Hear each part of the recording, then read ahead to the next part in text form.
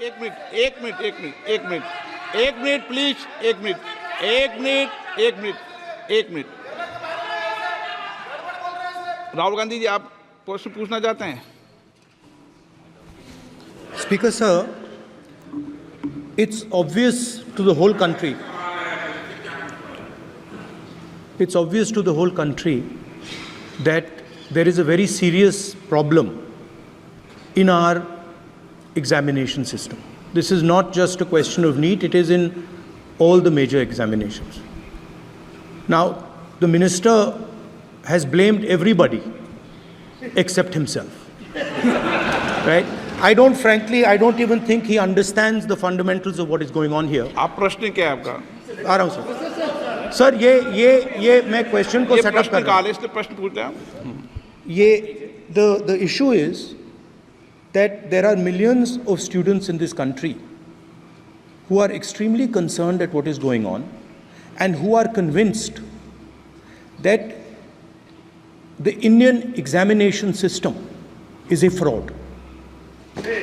That is what is at stake here. Millions of people believe that if you are rich and if you have money, you can buy the Indian examination system. And by the way, and this is the same feeling that the people in the opposition have. And that is why we are asking some very simple questions to Honorable Minister. Number one, as this is a systemic issue, what exactly are you doing to fix this issue at a systemic level? Yes. That's the Okay. first question. Okay question में चल रहा है अभी। Please. अब मैं मंत्री जी, मैं एक बार बोल दूं इस बात पे? चलो मंत्री जी, आप शॉर्ट में जवाब दो, फिर मैं बोल ही देता हूं। आज आप शॉर्ट में जवाब देना प्लीज। अध्यक्ष महोदय, मेरे जो शिक्षा है, मेरे जो संस्कार है, मेरे जो सामाजिक जीवन है, मेरे को मेरे राज्य की, मेरे सूबे की जनता की स्वीकृति मिली है। मैं किसी की, मेरे बौद्धिक और मेरे संस्कार की सर्टिफिकेट मेरे को सारी सदन में किसी से नहीं चाहिए। देश की प्रजातंत्र में चुन के मेरे नेता प्रधानमंत्री मोदी जी को प्रधानमंत्री की भूमिका दिया है। मैं उनकी निर्णय से यहाँ उत्तर दे रहा हूँ सदन को।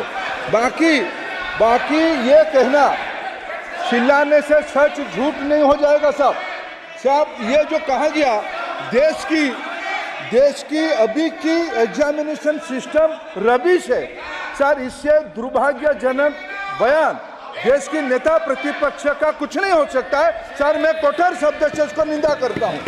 बाकी रहा, मैं सर आपके सामने, आपके माध्यम से देश के सामने सर एक तथ्य रखता हूं सर। जिन्होंने रिमोट से सरकारें चलाई है, 2010 में 3 बिल आया था सर शिक्षा सुधार के लिए। उन्हीं की पार्टी के नेता आदरणीय कपिल सिब्बल साहब 3 बिल लाए थे। उसमें से एक बिल था एजुकेशन, उसमें एक बिल था prohibition of unfair practice bill 2010, जिसकी उद्देश्य एजुकेशन इंस्टीट्यूशन में माल प्रैक्टिस को बंद करना।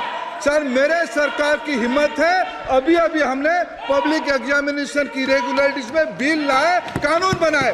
क्या मजबूरी था कांग्रेस पार्टी की, क्या मजबूरी था नेता प्रतिपक्ष की? उन्होंने उस बिल को उल्टा किया, किसके दबाव में उल्टा किया?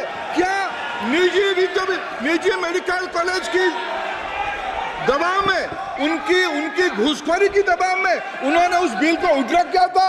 सच सुनने की सामने ही है ये। मैं किसी की विद्वता में प्रश्न नहीं उठाता हूं, लेकिन सच 2010 में शिक्षा सुधार की बिल उन्हीं की सरकार ने लाया था, दबाव में उन्होंने उल्टा किया। ये हमको प्रश्न पूछते हैं।